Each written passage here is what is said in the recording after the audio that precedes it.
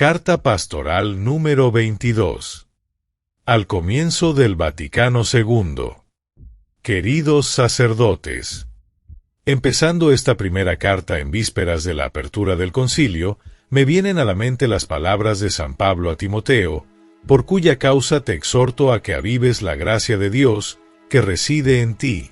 Segunda carta a Timoteo 1, 6.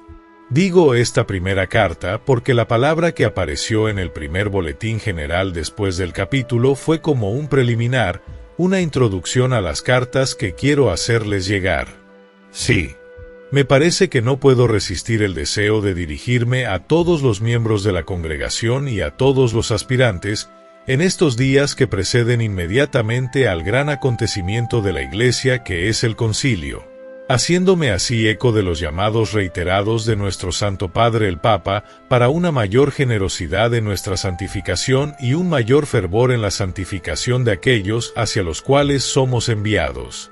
Avives la gracia de Dios que reside en ti no solamente por la imposición de las manos para el sacerdocio, sino también por la imposición de las manos de la profesión religiosa, significadas por las bendiciones, y aún agregaré, la gracia que está en nosotros por la imposición de manos del día de nuestro bautismo y de nuestra confirmación. En efecto, la gracia del sacerdocio y de la vida religiosa viene a injertarse sobre la gracia del bautismo y de la confirmación y a perfeccionarla. Quizás olvidamos demasiado estas cosas. Nosotros, que tenemos la felicidad de estar consagrados especialmente al Espíritu Santo y al Santo Corazón de María, no tenemos el deber muy especial de hacer servir en nosotros ese bautismo del Espíritu. San Juan I, 33. Que nuestro Señor vino a traerle a sus discípulos y a la Virgen María de una manera eminente. Ojalá esta reviviscencia del Espíritu se produzca sobre los dos puntos siguientes. Primero, que el Espíritu Santo en nosotros nos haga tomar una conciencia cada vez más viva de nuestra pertenencia a la Iglesia entera, todavía sometida al soplo y al fuego de Pentecostés, imagen y signo de la luz y del ardor que iluminó y abrazó los corazones de los apóstoles al unísono con el Santo Corazón de la Virgen María. Cuando de repente sobrevino del cielo un ruido como de viento impetuoso que soplaba, y llenó toda la casa donde estaban. Al mismo tiempo vieron aparecer unas como lenguas de fuego. Hechos 1, 2-3. Todavía hoy continúa este Pentecostés cristiano y va a aparecer de una manera más sensible en ocasión del concilio. Debemos ser los primeros en recibir esa nueva gracia, ese nuevo impulso que llenará nuestras almas de luz y de generosidad. Somos de la Iglesia por nuestro sacerdocio y nuestra profesión religiosa. Hay que afirmarlo bien fuerte, nuestra profesión religiosa nos vincula de una manera íntima y particular a la Iglesia. Es en las manos de la Iglesia donde hacemos la profesión, es al servicio de la Iglesia que nos consagramos, es para ser semejantes a aquel cuya Iglesia es su cuerpo, nuestro Señor Jesucristo, a quien hacemos nuestras promesas públicas de obediencia, pobreza y castidad. Queremos ser como un cuerpo de élite a disposición del jefe de la Iglesia, del sucesor de Pedro, para las obras difíciles y por las almas más abandonadas. A este fin y para estar más enteramente bajo la influencia del Espíritu Santo, del Espíritu de nuestro Señor, nos esforzamos por librarnos perfectamente de los impedimentos de este mundo, nuestros caprichos, nuestra voluntad propia, nuestros bienes personales, nuestras satisfacciones personales.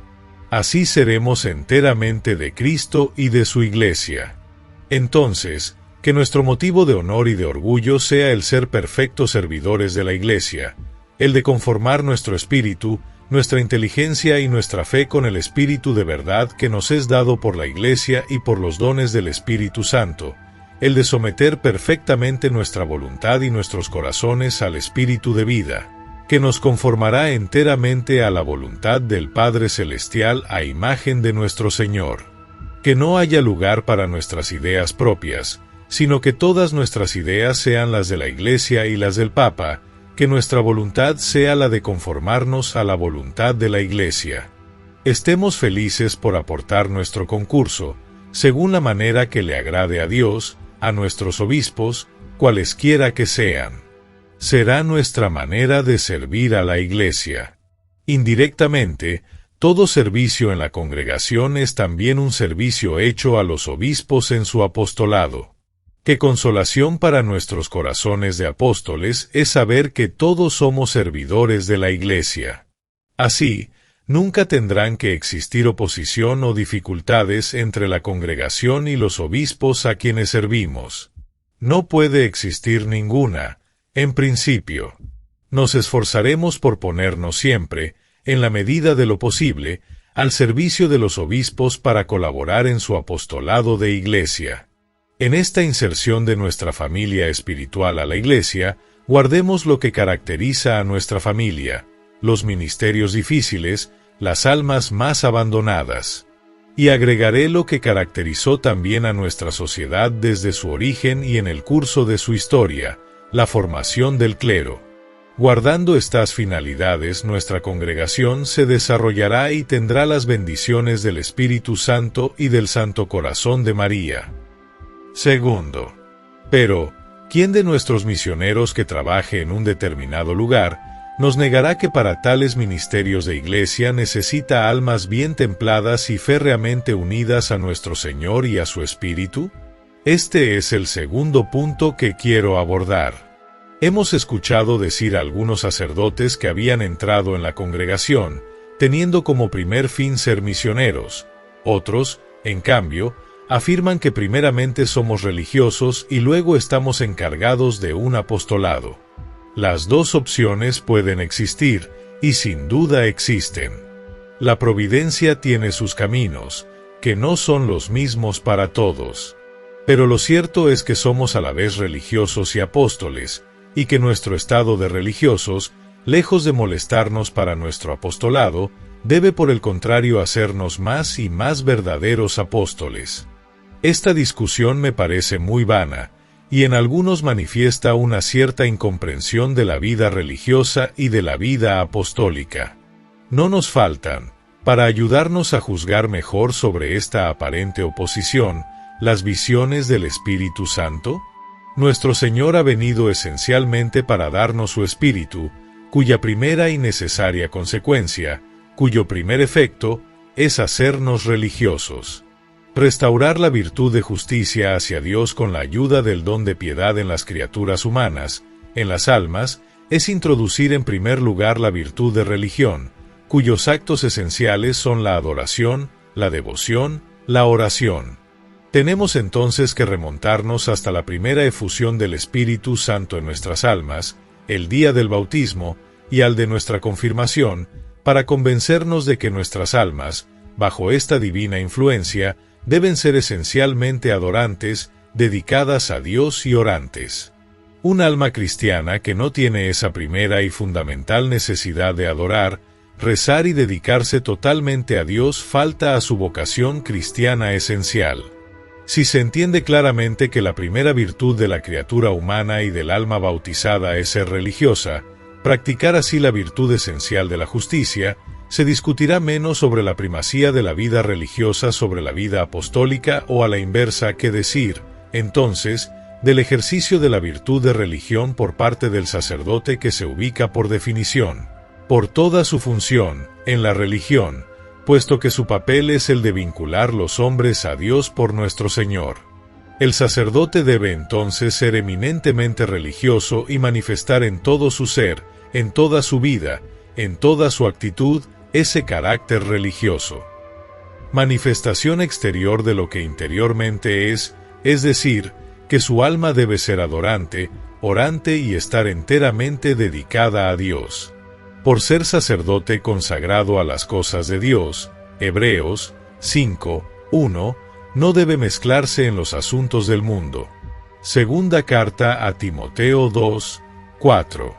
Y la Iglesia le pide que guarde el celibato, renuncie a su voluntad propia y tenga el espíritu de pobreza. Allí hay una conclusión de la similitud con el religioso por excelencia, nuestro Señor Jesucristo. Hebreos 4:14. Sí, como sacerdotes, Debemos poner en acción de manera particular el don de piedad que anima la virtud de religión y de justicia. Haciendo profesión de religión nos comprometemos a perfeccionar nuestra imitación de nuestro Señor y, en consecuencia, a ser más sacerdotes todavía. Para los que no son sacerdotes, su profesión de religión les da una perfección tal a su carácter de bautizados y confirmados, que tiende a asimilarlos de una manera más perfecta a aquel cuya vida entera ha sido un acto de religión. Yo por mí te he glorificado en la tierra, tengo acabada la obra, cuya ejecución me encomendaste. San Juan 17:4. Y es para obrar a ejemplo suyo que los religiosos, acercándose a la santidad del Hijo de Dios, imitan también su obediencia, su pobreza, su castidad.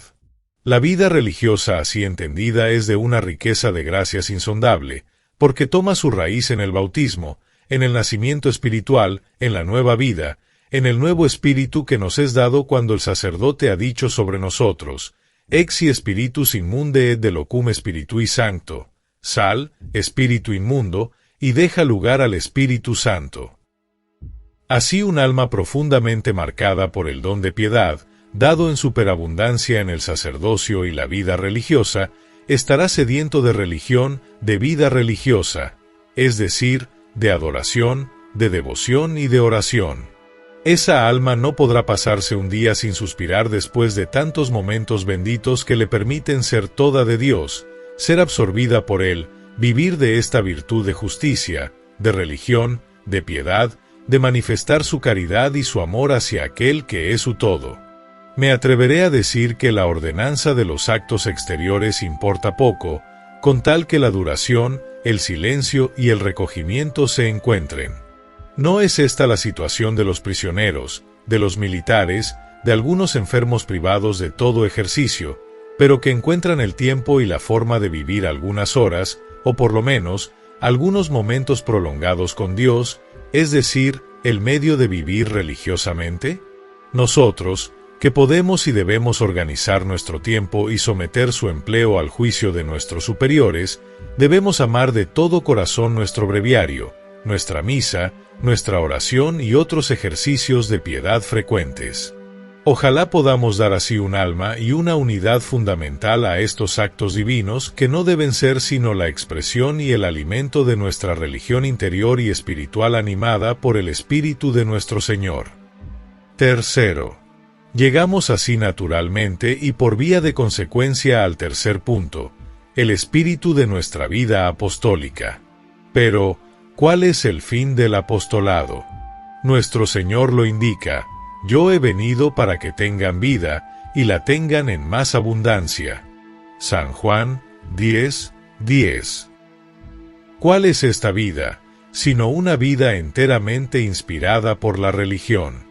El deseo de los verdaderos apóstoles es comunicarles el Espíritu de nuestro Señor a quienes son enviados, a fin de que puedan dar el verdadero sentido a sus vidas, el verdadero significado, la verdadera conclusión, es decir, que todos permanezcan definitivamente en Dios.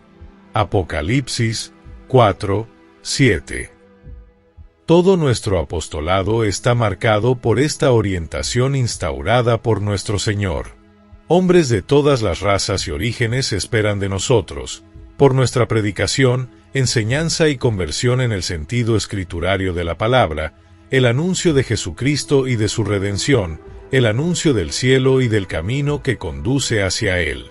Hacer revivir en los hombres la virtud de religión, bajo la influencia de las virtudes de fe, esperanza y caridad cristiana, es introducirlos en la Iglesia de la Jerusalén celestial. La Iglesia nos da los medios para alcanzar ese fin. Nuestras iniciativas no pueden ubicarse más que en ese cuadro dado por nuestro Señor Jesucristo. Estos principios fundamentales deben determinar nuestra conducta en el apostolado. Espero que la providencia me permita volver a hablar de esto más detenidamente en otras cartas. En consecuencia, no debe haber oposición entre nuestra vida religiosa y nuestra vida apostólica. Salen del mismo principio, se alimentan en las mismas fuentes y tienen el mismo fin. La distinción entre la vida contemplativa y la vida activa, la vida religiosa y la vida apostólica, no es adecuada. Se puede decir, con toda verdad, que la vida contemplativa es esencialmente activa, con esa actividad sobrenatural y espiritual que fue en primer lugar la vida de nuestro Señor.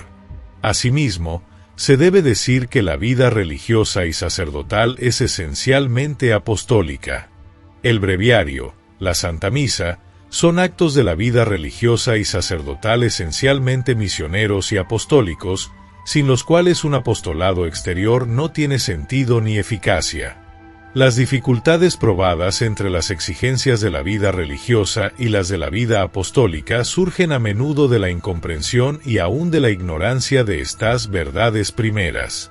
Con estas consideraciones, deseo que todos los miembros de la congregación encuentren un reconfortamiento real y un sostén en su apego a la vocación religiosa, sacerdotal y apostólica.